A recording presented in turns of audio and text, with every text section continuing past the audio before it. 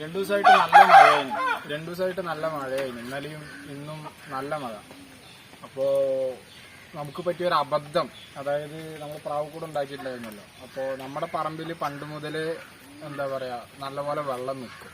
അപ്പോൾ നമ്മളിവിടെ ഈ ഫാം സെറ്റ് ചെയ്തിരിക്കുന്നത് എന്താ പറയുക അത്രത്തോളം മണ്ണിട്ടിട്ടാണ്. ഇവിടെ നോക്കിക്കഴിഞ്ഞാൽ കാണാൻ പറ്റും, ഇവിടെ താഴ്ചയും ഇവിടെ മണ്ണ് കൂടുതലാണ്. അപ്പോൾ ഇവിടെ ഒരു വരി മണ്ണ് കയറ്റിയിട്ടാണ് നമ്മളിവിടെ സെറ്റ് ചെയ്തിരിക്കുന്നത്. അതിപ്പോൾ എന്താ പറയുക ആദ്യം നമ്മളത് പറഞ്ഞിട്ടുണ്ടായിരുന്നു, നമ്മൾ ശ്രദ്ധിച്ചിട്ടുള്ള, പിന്നെ വെയ്യാത്തതുകൊണ്ട് ചെയ്യാതിരുന്നതാണ്. അപ്പോൾ ഈ ഒരു പറമ്പിൽ എപ്പോഴും വെള്ളം നിൽക്കുമായിരുന്നു. ഇന്നലത്തെ മഴയിൽ ഇവിടെ ഫുള്ള് വെള്ളമായിരുന്നു.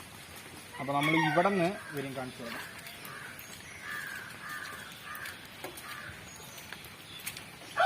ഈ നടക്കണ വഴികൾ കംപ്ലീറ്റ് നമ്മുടെ നെരിയാണിപ്പൊക്കത്തിൽ വെള്ളം ഉണ്ടാവും. നെരിയാണിപ്പൊക്കത്തിൽ വെള്ളം ഉണ്ടാവും. ഇവിടെയൊക്കെ വെള്ളം വരുന്നു. അപ്പോൾ നമ്മൾ സാധാരണ ഫസ്റ്റ് കൂട് ഉണ്ടാക്കുന്ന സമയത്ത് ഇവിടെ നിന്ന് വെള്ളം ഉള്ളിലേക്ക് കയറിയായിരുന്നു. അപ്പോൾ നമ്മൾ അത് കയറാതിരിക്കാൻ വേണ്ടി ഇവിടെ മണ്ണിട്ട് ഇവിടെ കോൺക്രീറ്റ് ചെയ്തിട്ടുണ്ടായിരുന്നു. പക്ഷെ എന്നിരുന്നാലും ഇന്നലെ ഒരു മഴരീവ് കഴിഞ്ഞ് നോക്കുന്ന സമയത്ത് ഇവിടെ നെരിയാണിപ്പൊക്കത്തിൽ വെള്ളം ഉണ്ടായിരുന്നു. വെള്ളത്തിൻ്റെ ബാക്കികൾ കാണാൻ പറ്റിയതാണ്. സംഭവം എന്താണെന്ന് പറഞ്ഞു കഴിഞ്ഞാൽ നമ്മൾ നോക്കി ഇവിടെ നിന്ന് ചാറിലടിക്കാനുള്ള വകുപ്പില്ല, അതുപോലെ തന്നെ അവിടെ നിന്ന് സൈഡിൽ നിന്ന് വെള്ളം വരാനുള്ള വകുപ്പൊന്നുമില്ല. എന്താന്ന് പറഞ്ഞു കഴിഞ്ഞാൽ മണ്ണിന്റെ അടിയിൽ നിന്ന് വെള്ളം കിഞ്ഞിട്ട് മുകളിലേക്ക് വരികയാണ്. അപ്പോൾ എന്താണ് സംഭവം ഉണ്ടായിരിക്കുന്നത് പറഞ്ഞു കഴിഞ്ഞാൽ നമ്മളെപ്പോഴും കൂട് കെട്ടുന്ന സമയത്ത് അല്ലെങ്കിൽ ഇങ്ങനെ ഷെഡ് കെട്ടുന്ന സമയത്ത് ഒരു ഹോളോ ബ്രിക്സിന്റെ വലുപ്പത്തിലെങ്കിലും മണ്ണ് ഇവിടെ സെറ്റ് ചെയ്യണം. എന്നാൽ മാത്രമാണ് വെള്ളം അടിയിൽ നിന്ന് കിനിഞ്ഞിട്ട് മുകളിലേക്ക് വരാതിരിക്കുള്ളൂ. ഇപ്പോൾ പണ്ടേ പറഞ്ഞിട്ടുണ്ടായിരുന്നു, നമ്മളിത് കെട്ടി വരുമ്പോഴേക്കും തന്നെ ഇതും കൂടൊക്കെ അടിച്ചു വരുമ്പോഴേക്കും തന്നെ എന്താ പറയുക ഒരു രണ്ടാഴ്ചന്റെ അടുത്തായി. അപ്പൊ വെയ്യാത്തതിന്റെ പേരിലും മടിന്റെ പേരിലും ഇങ്ങനെ ആയതാണ്. പക്ഷെ നമുക്കിപ്പോ രണ്ട് പണി, ഇനി മഴയത്ത് ഈ ചളിന്റെ അടിയിൽ കൂടെ വേണം മണ്ണ് കടത്തിയിട്ട് ഇവിടെ കൊണ്ടുവന്ന് ഫില്ല് ചെയ്യാൻ.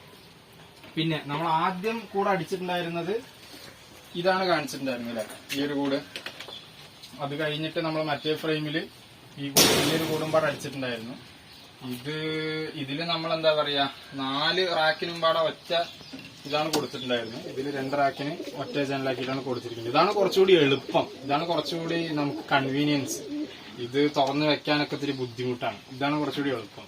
പിന്നെ ഇതിൽ നമ്മൾ നേരത്തെ ഇതിൽ ഫുള്ള് മരമാണ് കൊടുത്തിട്ടുണ്ടായിരുന്നു. ഇതിൽ കൊടുത്തിരിക്കുന്ന കംപ്ലീറ്റ് ഷീറ്റാണ്, ബാക്കും സൈഡും ഒക്കെ ഷീറ്റാണ് കൊടുത്തത്. എന്താന്ന് പറഞ്ഞു കഴിഞ്ഞാൽ ഇതിന്റെ ഉള്ളിൽ വേറൊന്നും വന്ന് നശിപ്പിക്കാതിരിക്കാനുള്ള ചാൻസസ് കൂടുതലായതുകൊണ്ടും ഇവിടെ ഒന്നും വന്ന് നശിപ്പിക്കാനില്ല. കയറുകയാണെങ്കിൽ തന്നെ ഇനിയിപ്പോൾ ആകെ പാമ്പേ ഉള്ളൂ. അപ്പോൾ അതുകൊണ്ടാണ് നമ്മൾ ബാക്കും സൈഡൊക്കെ ഷീറ്റ് കൊടുത്തത്. അതുപോലെ തന്നെ ഇനിയിപ്പോൾ നമ്മുടെ പണി എന്ന് പറഞ്ഞു കഴിഞ്ഞാൽ ഇവിടെ മണ്ണ് നിറയ്ക്കണം. അതാണ് മെയിൻ പണി.